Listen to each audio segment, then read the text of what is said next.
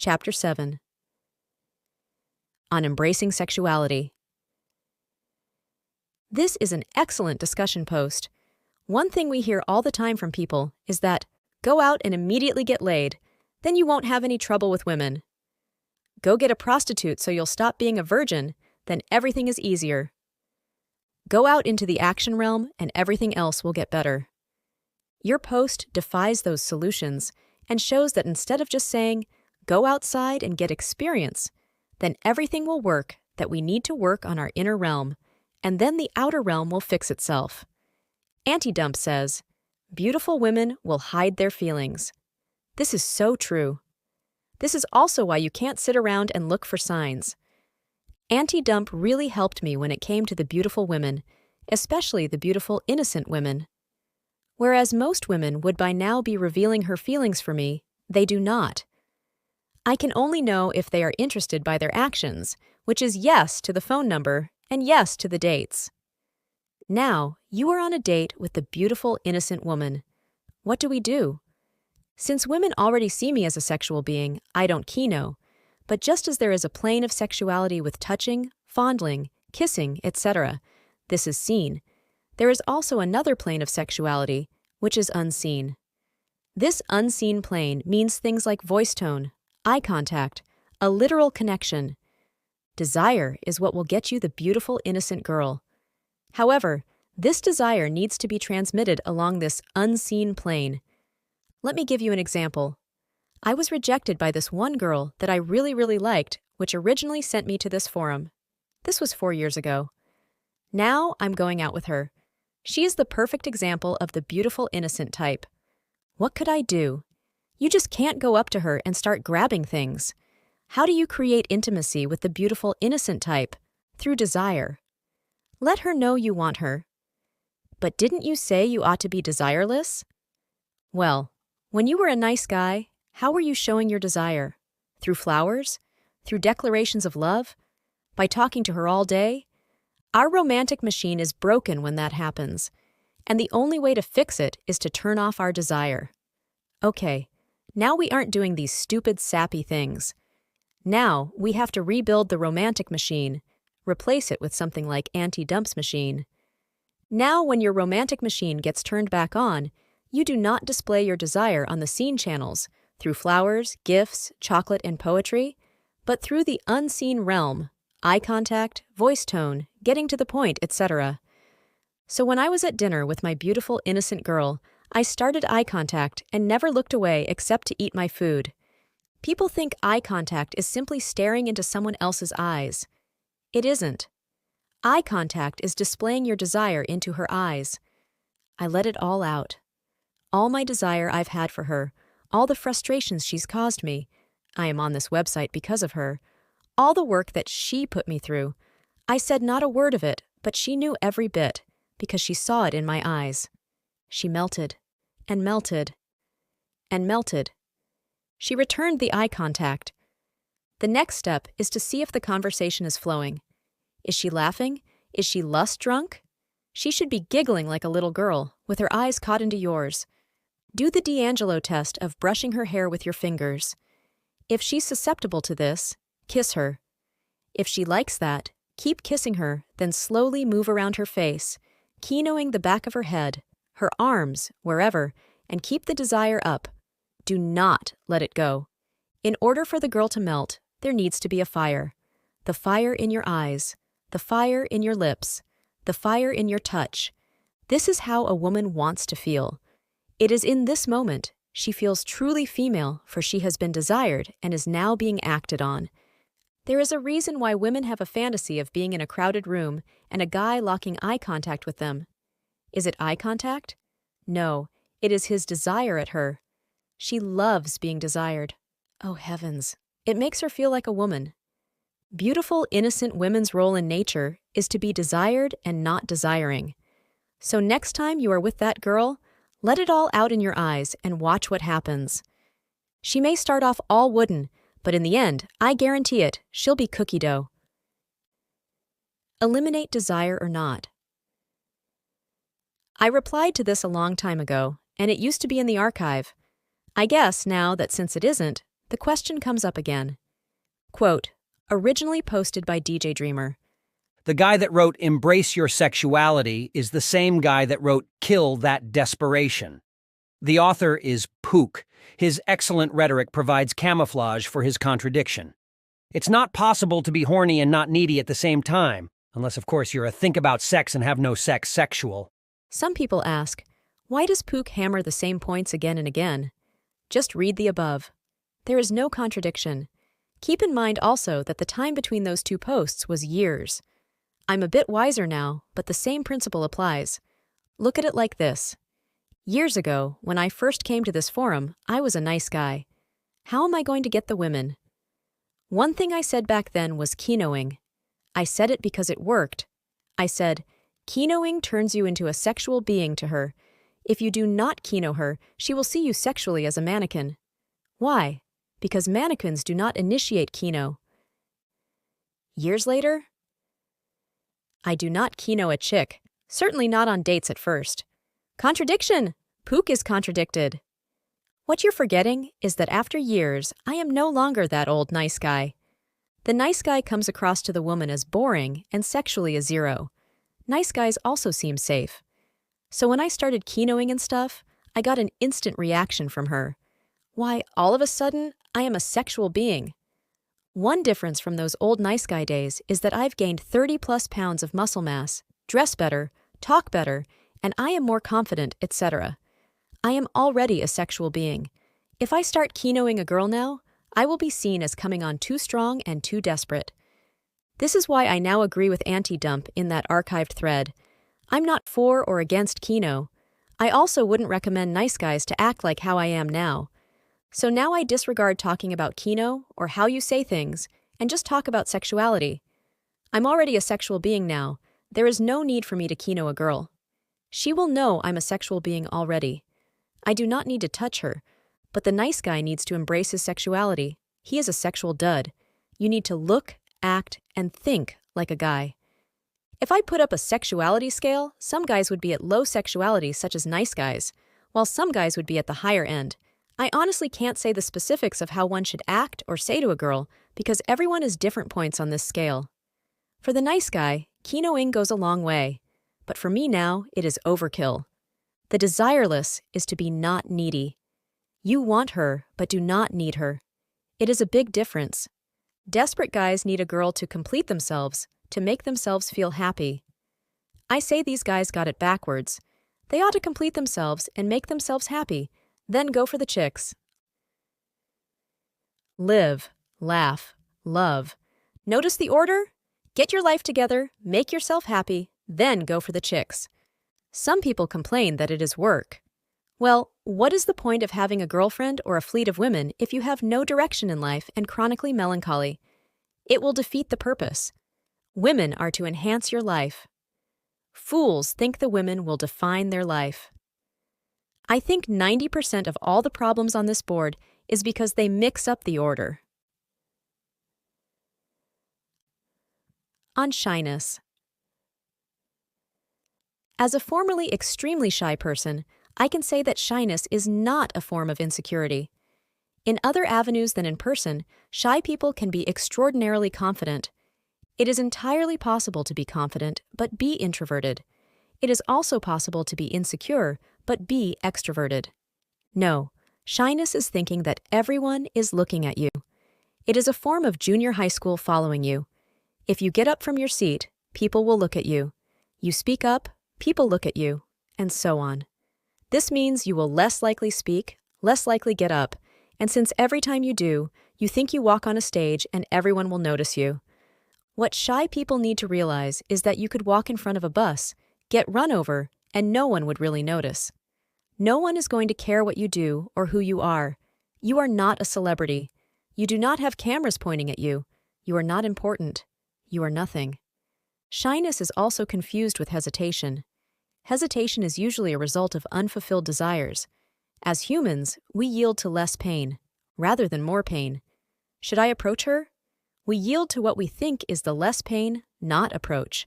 Hesitation is solved when we realize that inaction is more painful and that rejection is better than regret. Your number 2 of a job was one of the things that helped me. More interestingly, I worked with only women. Aside from getting used to women, I got to figure out what was going on in their minds. Every day was a religious experience. Good post, but I don't think number 4 will help the shy people. Usually shy people are pretty smart, since they are reading and such rather than socializing, and many will think the clubbing and dancing scene is stupid, which is fine, we all have different tastes. As long as you go out and do something you like rather than where you think the girls are, you'll do fine. I'd take a museum, opera, or art gallery over any club, but that's just me, and tons of chicks are there too. Not everyone is into the clubbing scene. On the DJ chat, I saw this problem come up numerous times. It wasn't that the guy was scared of rejection, he was scared of success. Pook, what do you mean? Why be scared of success? Because if she said yes, he didn't know where to go. What should they do? He had no idea. This is why, before you can start to date women, you must be able to date yourself. That's right, date yourself. Try going out to these places by yourself or with your friends first. This will make you more comfortable. You already know the place, are comfortable with it, and know what to expect. This is important, since when you are with a girl and new to it all, it is enough for the shy guy to be out with the girl, let alone in a new and strange place. This will make your job a lot easier. Makes you prepared. You can speak of the places or so where you want to go with confidence and ease. You know the route and the best way to drive there. You know what the costs will be, what the environment will be, so you know how much money to take and what to wear. For the shy guys wishing they were girls, this is why you should be thankful you are the guy. You get to know beforehand where you want to go, so you have all the time in the world to be prepared. Makes you have fun. With you being comfortable and prepared, already your time will be more enjoyable. Since you have all those shy guy worries put away like what to wear, the cost, what the environment is, and so on, you get to focus on her and have fun with her. Good luck, guys. Don't let anything steal your joy. On the nature of sexuality. Diesel, I used to think the same about women at one point, but I cannot walk away from a riddle. And what better riddle is there but woman? It ended up blossoming into studying sexuality itself and how it transcends the sex act itself. You will find it in art, business, politics, society in general. Oddly, I could never define woman. Nothing was there. Was Weiniger correct? The more time progressed, the more it became clear to me that I was trying to define a mirror. In my mind, it seemed I posted an article on femininity, but it ends up being on masculinity instead.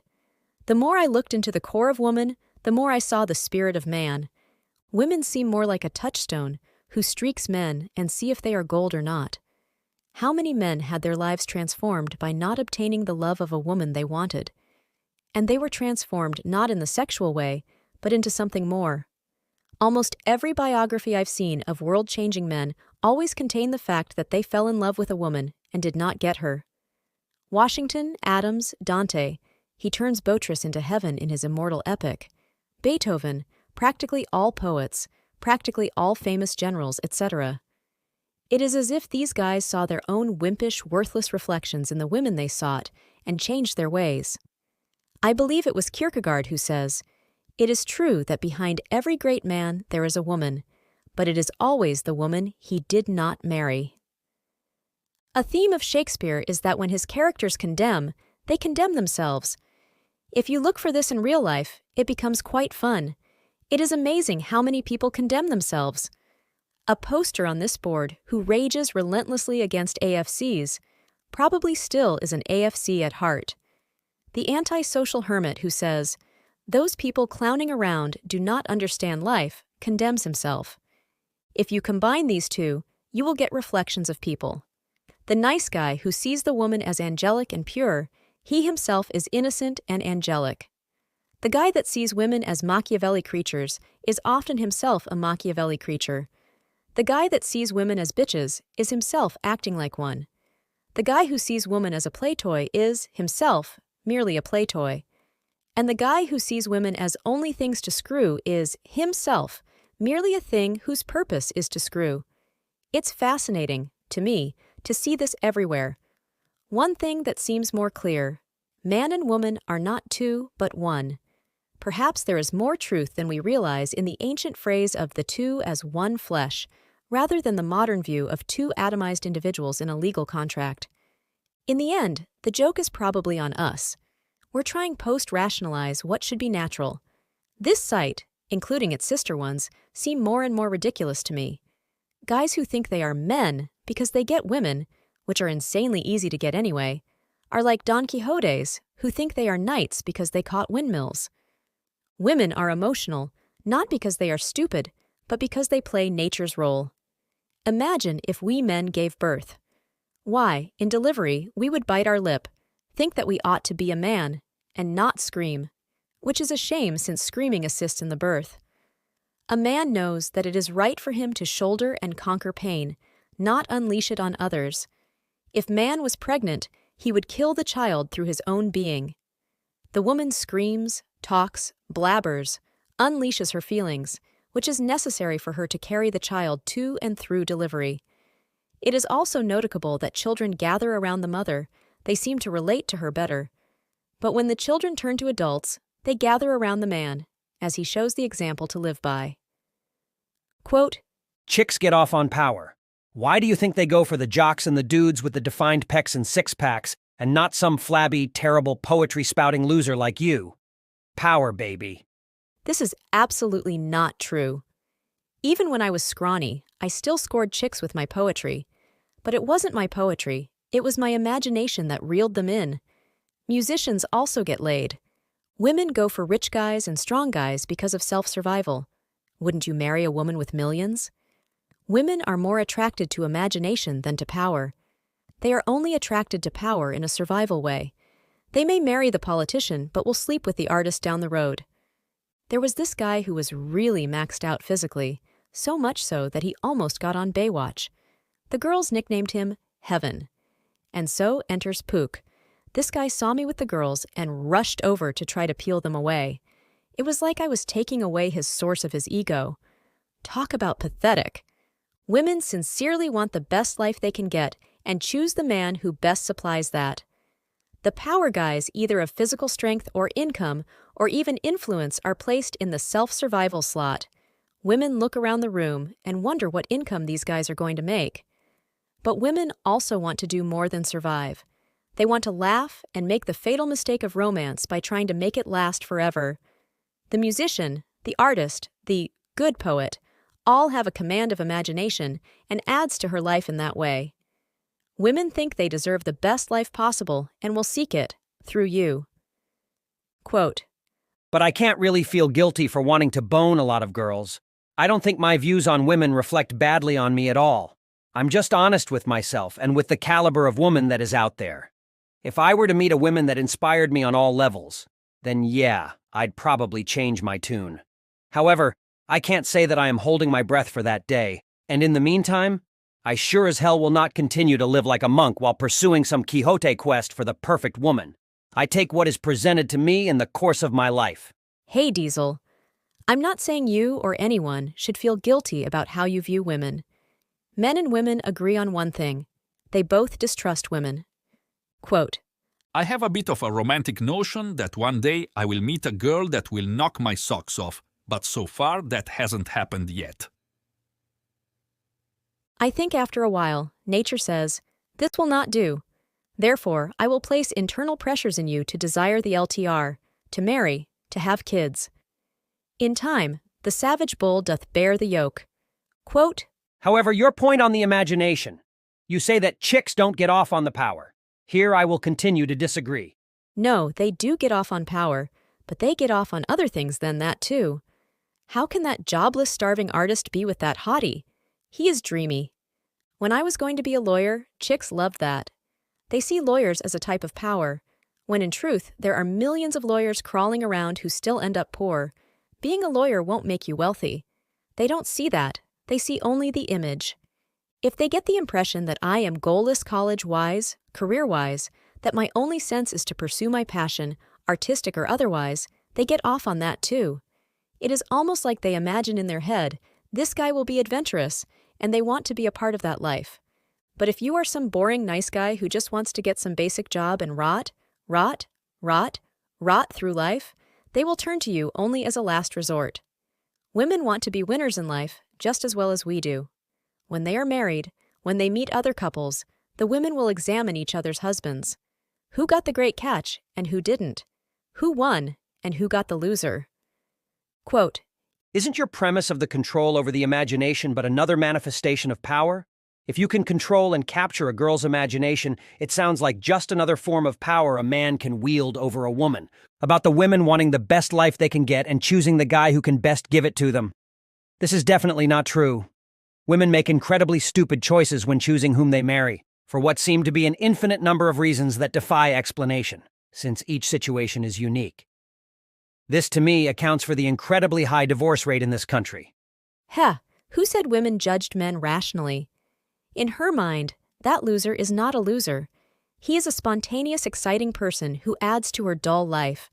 Women will have anything: happiness, sadness, horror, fear, joy, laughter, but they will not tolerate one thing: boredom. They may even see the loser for what he is. They then think, I will turn this guy around. He will become successful because of me. This stupid female vanity lets women marry the loser, despite everyone's advice to the contrary. Quote, If what you say is true, then how come people divorce so much? excessive expectations.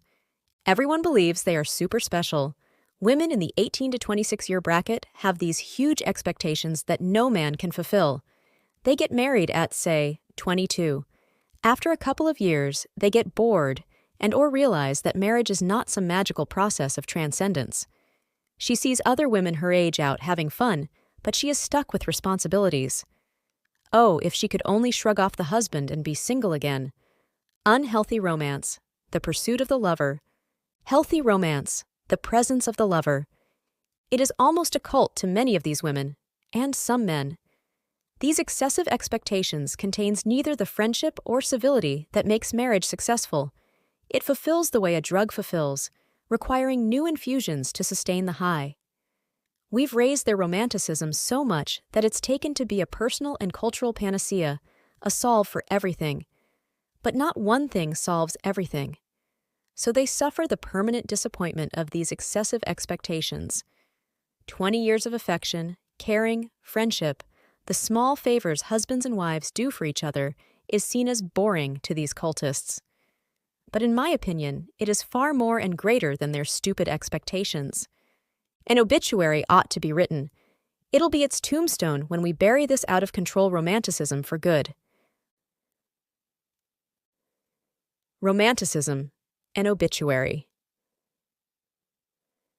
We know what it's stuffed with: love at first sight, the carriage of frolicking courtships, prancing couples, dialogue consisting of fantastical banquets, violins and flutes, of ballroom weddings, chandeliers, strangled poetry that converts her every part into some bizarre infinitude, and of happy homes flowing with enchanting music with 2.3 kids, 2.6 cars, 1.1 garage, and 1.4 dogs. All in all, the fountain that bubbles this vaporous romanticism is the phrase, star-crossed. Romanticism is not something considered to be controlled. Rather, it's seen as something to submit to. This star-crossed love is elevated to the esteemed level known as destiny. And so this faith makes the man stuffed. These stuffed men float airily through the world. Some pop to fall in the abyss. And they wonder why suicide is at its highest rate for young men. Others just stuff themselves more and more so that no matter what is said to them, they are so stuffed that even the sharpest, most blatant facts bounce against their rubbery, infatuated shells. Some realized that they were stuffed and turned themselves inside out. These unfortunate few shrivel with bitterness and seek revenge with getting laid everywhere and anywhere. But the rest spew out this poison and recover into the men they were. Oh, forgive me, Hallmark. If I am to doubt romanticism, I may incur the wrath of all women. But make no mistake, I war with Cupid. The way to victory is not to stab the infected with the truth. They pop and fall, or increase their fantasy shell even more. Therefore, let us hold up a mirror to the infected, so they see all their maladies, and so will cleanse themselves of this rot. The virus. This hyped-up romanticism can be traced to Rousseau. Disgusted with bourgeois love, he saw it as an empty emotional center of restrained, law-bound societies. He wanted to replace it with something more passionate. Before, especially in aristocracy, the passion of people was set for truth, honor, and power. "This is dangerous," said the Rousseau. "It must be replaced with something else, something that is just as absorbing." Therefore, love will now be the soul-saving experience. How did Rousseau get to this? His childhood, as he describes: "To fall on my knees before a masterful mistress, to obey her commands, to have to beg for her forgiveness, have been to me the most delicate of pleasures." Thus, in love, he is entirely passive. Woman must make the first move. Palia says, Rousseau ends the sexual scheme of the great chain of being, where male was sovereign over female. Rousseau feminizes the European male persona and gives the ideal man a woman-like sensitivity. Ever since Rousseau, the culture has become increasingly romanticized. Music revolves around love. The highest-grossing movies are romantic epics, like Gone with the Wind and Titanic, where the ship sinking provides merely a backdrop for the priority of the movie, the romance. Hyped romanticism has ravaged religions, priests becoming servants of love rather than pursuers and warriors of wisdom and truth. And then they wonder why the pews are filled with women. Politicians speak of how much love they have and strive to make themselves lovable. Romanticism has gone berserk. The infection. Many women march on through their life, stuffed with dreams of hyped-up romanticism. They are filled to the brim with excessive expectations. The high rate of divorce is not due to some moral collapse. It is due to this bizarre and absurd religion of romance. In many ways, romance is the female religion. Anniversary dates are their religious festivals. The bed becomes their altar, and sex becomes the holy sacrament. For fun, I told the women, romance, true love, none of it exists. And the women, unsurprisingly, protested bitterly. But one thing that puzzled me was this one woman who told the Pook, "I'm never going to get married. Seems so boring." I thought she would agree with this idea of romance not existing, which I do think does exist, but is misapplied to the point of absurdity. Yet, she was one of the biggest protesters of it. I figured almost all young women wanted to get married, at least sometime. This one didn't yet was the biggest believer in romance. A contradiction? Perhaps. In any age past, her life would be scorned at. It is this hyper-romanticism at work. Without this romance, there would be no license for her lifelong romance outside of marriage. It is well known that if you get the women to think that you love them, she is well more likely to sleep with you. All the gifts and dates the AFC gives to get his sex are not some form of neo-prostitution. It is merely the exercise of this hyped-up romanticism. This explains why women, who have no desire for marriage, will be the biggest believers in romance. Their religion of romance grants license and prettifies their sometimes dangerous and reckless behavior. The inflammation. Love, love, love. It is nature's drug, a high that so many become addicted to and must always be feeling love at some part of their lives. A nice guy appears to protest this post. Ignore him, gentlemen. Women following this romanticized path means that the chase becomes the focus rather than the company of the lover. No wonder challenge works so well. No wonder once a woman gets what she wants, she goes looking for something else. The more a man is a challenge, the more a woman becomes romanticized. This is especially true for beautiful women. The curse of beauty, and even that of Don Juan's, is that you fear that you are settling when you could have gotten better. When a guy is a challenge to the beautiful woman, and let's face it, these beautiful women have flocks of guys trying to be romantic towards them in the AFC sense, it sparks the woman's romanticism. She must have her challenge and eat it too. The nice guy yells out, "Pook, there is a matter we must discuss." "Go to your platonic girlfriends to talk about your love, nice guy." Now where were we? We know of the romanticism that nice guys embrace, for the definition of an AFC is a man who loves like a woman. But Don Juans suffer from the romanticism as well. This website has made me so picky. The problem is not pickiness, but idealism. Just like beautiful women, Don Juans feel that they are settling if they get a chick. Remember your nice guy days when you only wanted a good, decent woman to love you? Now you want a Helen of Troy. How far we've come. The nice guy hops up on the Arcadian stage. No more, Monsieur Pook! We must talk! Very well, Mr. Nice Guy. What is this business that you must interrupt my post for? I think you know it, Pook. You insulted my girl in the park last night. You are mistaken, sir. I made love to your girl in the park last night. She asked me to meet her there.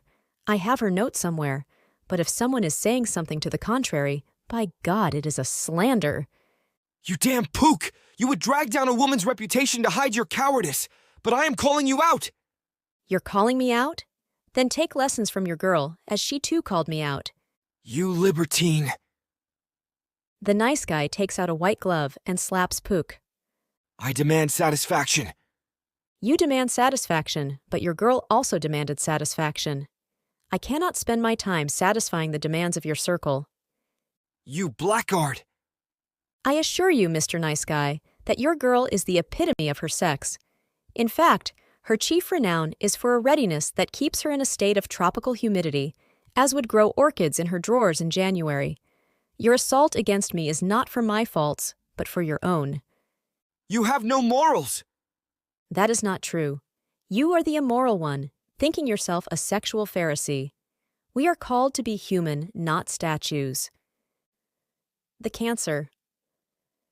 And so floats on the nice guy with his hot air romanticism.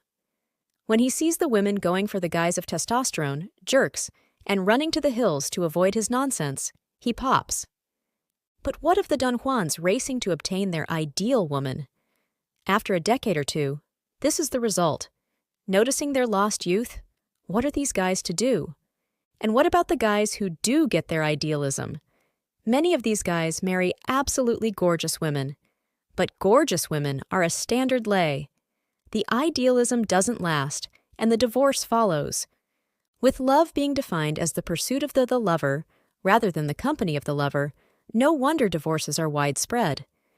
Rousseau is best known for his civilization of consent.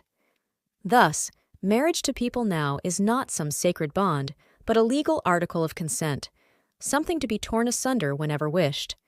And anyone who are aware of marriages that last know that Romanticism has nothing to do with it. Marriage requires work. Go to an older married couple and spew out your Romanticism and the one love. Watch them laugh. Romeo and Juliet. Women flock to Romeo and Juliet to watch the star-crossed lovers defy society. Yet, Romanticism is exactly what the play condemns. Romeo was in love with Rosalind, but when Juliet appears, any thoughts of Rosalind are long gone. Romeo is Don Juanish at first. He keynotes her, he kisses her, and he leaves her. So where is the tragedy? Because their love was denied, chant the women. I am sorry, ladies. The truth is that Romeo is a whiny boy. Romeo and Juliet would have turned into a sweet, much ado about nothing if Romeo had the spine of Claudio. It is Romeo's lack of being a man that causes the tragedy in the play. Pook! You exaggerate Shakespeare to fit your meaning. But look at what Shakespeare says. Alas, poor Romeo, he is already dead, stabbed with a white wench's black eye, shot through the ear with a love song, the very pin of his heart cleft with the blind bowboy's butt shaft. And is he a man to encounter Tybalt? Already dead, and they question whether he can approach his enemy Tybalt. Even the nurse condemns Romeo. Blubbering and weeping, weeping and blubbering. Stand up, stand, and you be a man. For Juliet's sake, for her sake, rise and stand. Romeo is so distraught that he wants to kill himself. Witness the friar's reaction to his attempt at suicide. Hold thy desperate hand. Art thou a man? Thy form cries out thou art. Thy tears are womanish. Thy wild acts denote the unreasonable fury of a beast. Unseemly woman in a seeming man. The tragedy in Romeo and Juliet is not love denied. It is Romeo refusing to be a man. He kills himself at his first chance, and so kills Juliet. The Cure. Have you ever seen a very traditional Jewish wedding? The man and woman have never talked to each other. They do not even know if they like each other.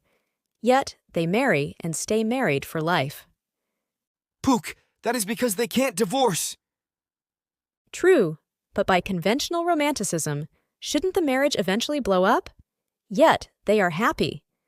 The point is that romanticism has no value in creating a lasting marriage. George Bernard Shaw says that marriage is like tying to people in a ship together. It doesn't matter who you are tied up to, you will make the person a lifelong partner. Comradeship makes marriages last, not romanticism.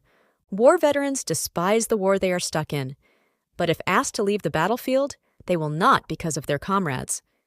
The hellish environment created bonds between these men that last throughout their lifetime. Lasting marriages also contains this comradeship. The couple goes through this hurricane of life, and by overcoming the difficulties thrown at them, it makes their bond cemented even more. So love is not weddings and flowers. Real love is deep financial problems or a sick child. But don't take my word for it. Bruckner says, "The essence of romantic love is that wonderful beginning, after which sadness and impossibility may become the rule." Crowley says, "Love stories are only fit for the solace of people in the insanity of puberty. No healthy adult human being can really care whether so-and-so does or does not succeed in satisfying his physiological uneasiness by the aid of some particular person or not."